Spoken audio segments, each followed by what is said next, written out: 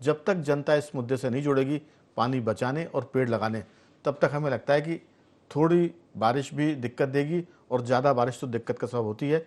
चैतन्य जी, आप जहाँ से हैं वहाँ तो विद्युत महकमे का मुख्यालय भी जौलपुर, उसको ऊर्जा शहर भी कहते हैं।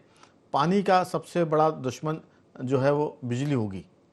गांव देहात में अगर एक हवा का झोंका आएगा तो पता हुआ कि दिन भर के लिए बिजली गायब। कई बार तो पहले हफ्तों हफ्तों गांव कस्बे में बिजली गायब हो जाती थी।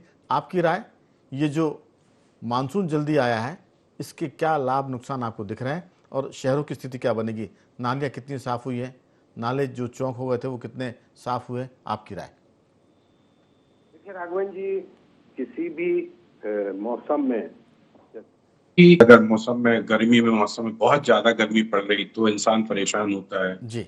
बरसात नहीं होती तो परेशान हो जाता, बरसात ज्यादा होती तो परेशान हो जाता है, ठंड ज्यादा पड़ रही तो दिक्कत होती है उसको, तो उसको किसी चीज में संतोष नहीं। बिल्कुल ठीक कह लेकिन रहे हैं ईश्वर ने और प्रकृति ने जो चीजें बनाई है कि बारिश भी होगी, ठंड भी आएगी, गर्मी भी आएगी। इस बार जैसा कि अभी हमारे वक्ता जी ने कहा कि जो नौतपा है इसमें पानी बरसा है, और ये धारणा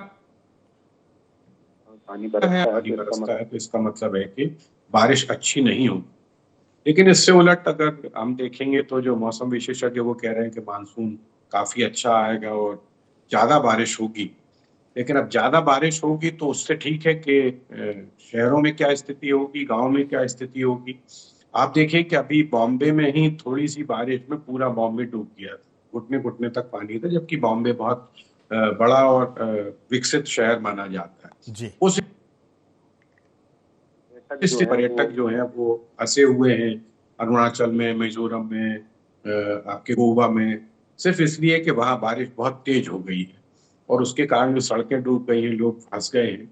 तो ये हमेशा होता आया, और हर साल हर शहर में, कोई ये एक शहर की समस्या नहीं है, हर शहर में ये कहा जाता है नगर निगम द्वारा कि हमने गर्मी में नालों की सफाई का ठेका दे दिया और नालों नालों की सफाई हो गई है और इस बार शहर में पानी नहीं भरेगा।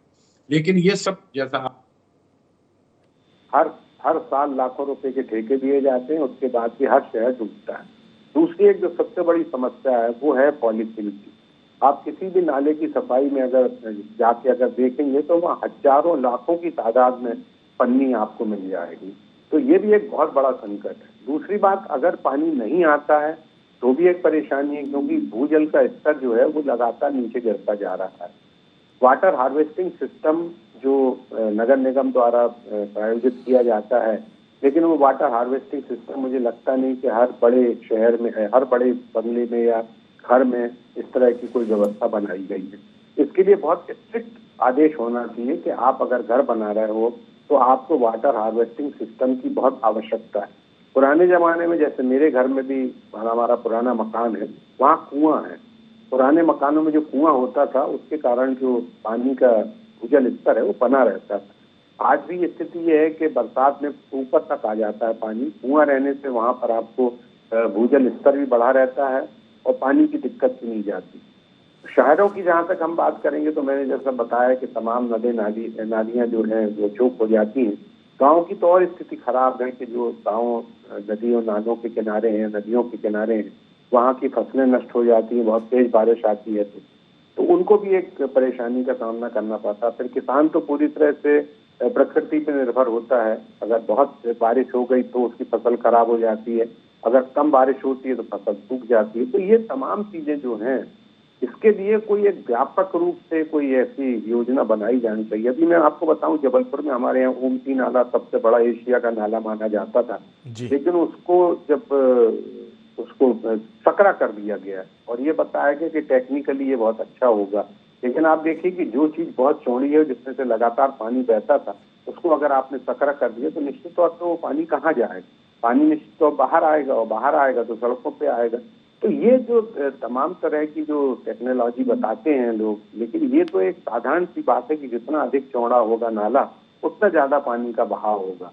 तो ये जो स्थितियां हैं तमाम शहरों की, मुझे लगता है कि इसके लिए एक व्यापक कार्य योजना बनाई जानी चाहिए। और दूसरा, वाटर हार्वेस्टिंग सिस्टम को बहुत ज्यादा आपको ध्यान देना होगा कि हर बिल्कुल। घर में कम से कम वाटर हार्वेस्टिंग सिस्टम हो, ताकि अगर गर्मी भी ज्यादा पड़ रही तो भूजल का स्तर जो है वो कम ना हो और पानी का संकट ना हो। क्योंकि आप देखिए कि गाँव में तो जो हैंडपंप लगे उनमें पानी आता ही नहीं, बिल्कुल। बड़ी दूर दूर से महिला, कई हम लोगों ने टीवी में भी देखी है कि नीचे उतर उतर के कुएं में नीचे उतर उतर के महिलाएं बाल्टी से पानी खींच रही हैं, बिल्कुल। मीलों दूर पानी के लिए जा रही हैं। तो जहाँ पानी क्या दिखता है वो पानी का बात नहीं समझते। आप देखिए कि रोज तमाम शहरों में बड़ी बड़े जो कार वाश के वो शोरूम खुले हुए, वहाँ हजारों लीटर पानी रोज कारों में साफ सफाई के लिए खर्च होता है।